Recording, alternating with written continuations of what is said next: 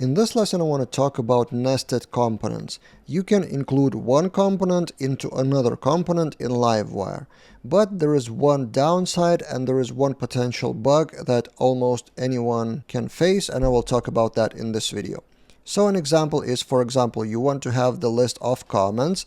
This is some fake data that I've seeded, so name of the user, timestamp, and the comment itself, and the comments have votes. So you can vote +1 or -1. Don't mind the design. I'm not a designer, so I just wanted to show you the structure, and this is the total vote for a particular comment. So if you click +1 here, this increases from 2 to 3. So in here, you would think it's one Livewire component, but in fact it's not. It's a lot of Livewire components.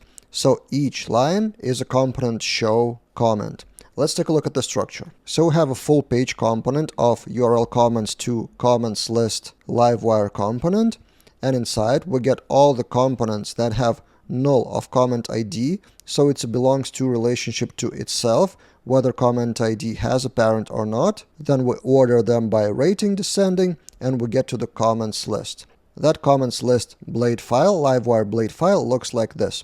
For each of the comments, we'll load that comment. And then comment show is a separate Livewire component that loads the comment with mount, and also it has level for indentation to the right. And in the comment show blade, we have the details for a particular comment. Its rating, its indentation with Tailwind class multiplied by 4, just randomly.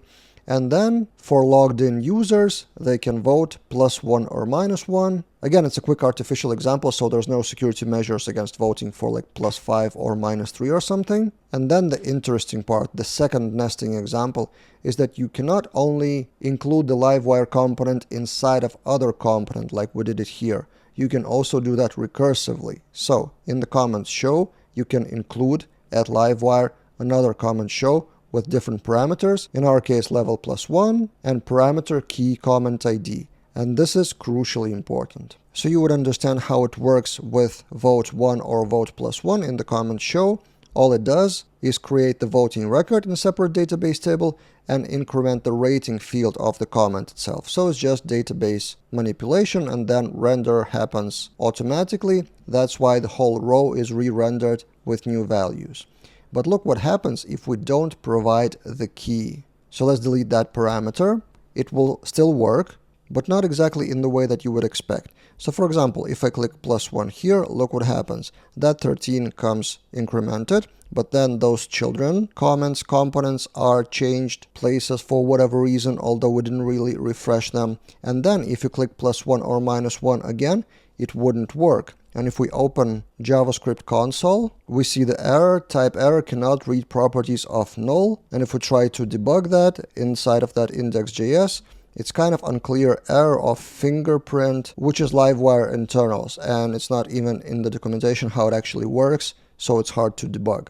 So that's the thing with nested components, especially in the loops. If you don't identify each component with their own key, Livewire behavior is unexpected. It may work, or it may throw random Livewire error, or as in my case, it may throw random JavaScript error and behave unexpectedly with children component. And it's even written in Livewire documentation itself, keeping track of a components in a loop.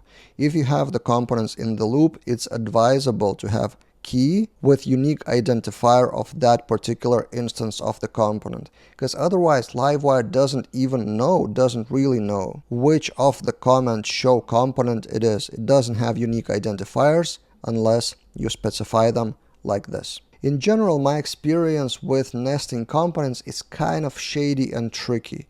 I would advise in most cases to go for one component with one logic instead of small component nested in a loop. In most cases, just structurally, you would prefer to have control in one place over the data instead of a risky scenario of fragmentation of data, and then you wouldn't be able to catch the latest updates or refresh it when you need it. So in most cases, for such list of comments or any similar list, I would vote for one component comments or list of comments, which would have all the comments rendered in one blade file.